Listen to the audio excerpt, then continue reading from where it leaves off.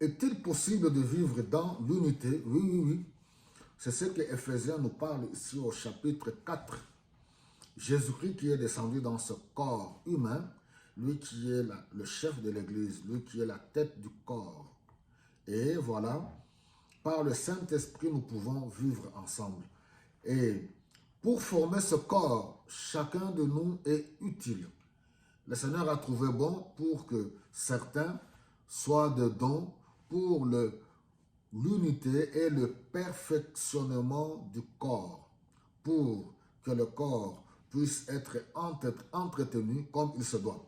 Je prends rapidement au verset 11. Celui qui a fait des dons particuliers aux hommes. Des uns, il a fait des apôtres, d'autres des prophètes, d'autres encore des évangélistes, des pasteurs ou des enseignants. C'est ainsi qu'il a rendu le peuple de Dieu apte à accomplir son service pour faire croître le corps du Christ.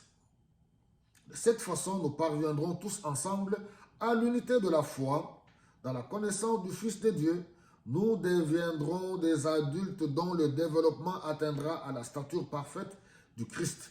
Alors, nous ne serons plus des enfants emportés par des vagues ou des tourbillons de toutes sortes de doctrines, trompés par des hommes recourant à la ruse pour entraîner les autres dans l'erreur. Nous avons vu la fois passée dans 1 Corinthiens où Paul parlait Paul qui est Apollos, que vous vous comportiez encore comme des enfants. Il y a de la division parmi vous, et ainsi de suite. Alors, c'est toujours Paul maintenant qui écrit à l'église d'Éphèse pour parler de l'unité du corps et montrer comment l'esprit agit dans le corps. Certains sont des dons. J'ouvre une petite parenthèse. Je sors un peu de ce contexte. Peuple de Dieu, apprenez à respecter le rôle de chacun dans le corps du Christ.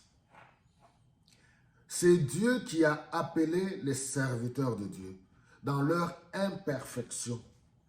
C'est Dieu qui a appelé les pasteurs, les apôtres, les prophètes.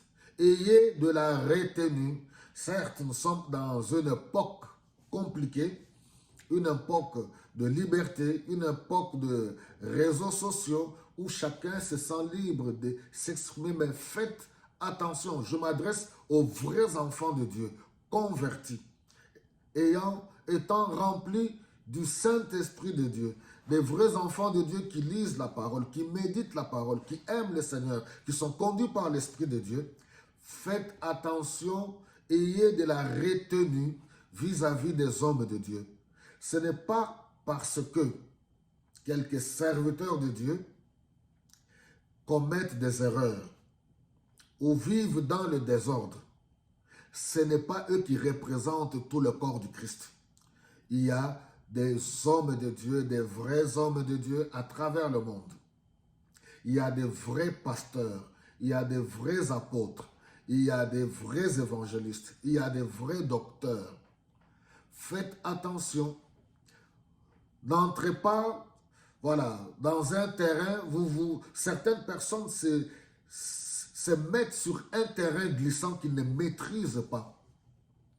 Le terrain de Dieu et des serviteurs de Dieu, c'est un terrain glissant que vous ne saurez pas maîtriser.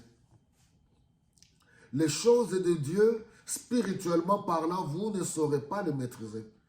Oui, je ne suis pas là pour défendre certaines bêtises de certains hommes de Dieu. Non. Mais j'aimerais tout simplement vous alerter, faites attention. Et de toutes les façons,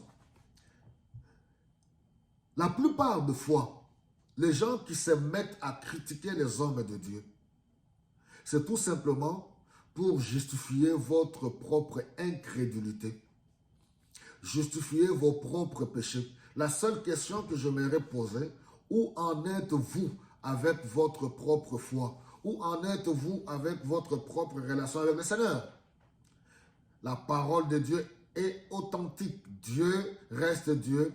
Jésus est allé à la croix. C'est vrai, ça décourage. L'ennemi utilise les erreurs les dérives de certains hommes de Dieu ou certains infiltrés, mais cela ne peut pas, oui, ternir l'image ou l'authenticité ou la véracité de l'œuvre de Jésus-Christ à la croix. J'ai toujours dit aux gens, sachez-le que le jour J, chacun aura de comptes à rendre devant Dieu. Tu ne seras pas jugé en fonction du comportement de tel pasteur ou autre. Ayez de la retenue. Les hommes de Dieu, s'ils tombent, je ne suis pas en train d'acclamer les erreurs des hommes de Dieu. Mais là, je suis en train de vous interpeller pour votre bonheur, pour votre bien. C'est un terrain glissant. Ayez de la retenue. Pour ceux qui n'ont pas la foi, qui ne partagent pas la foi en Christ, on peut le comprendre, ils sont ignorants. Mais pour celui qui se dit vrai enfant de Dieu converti, faites attention. Pourquoi? Parce que c'est Dieu qui nous a appelés, c'est Dieu qui nous établit, et alors il faut avoir de la retenue. Que le Seigneur vous bénisse abondamment.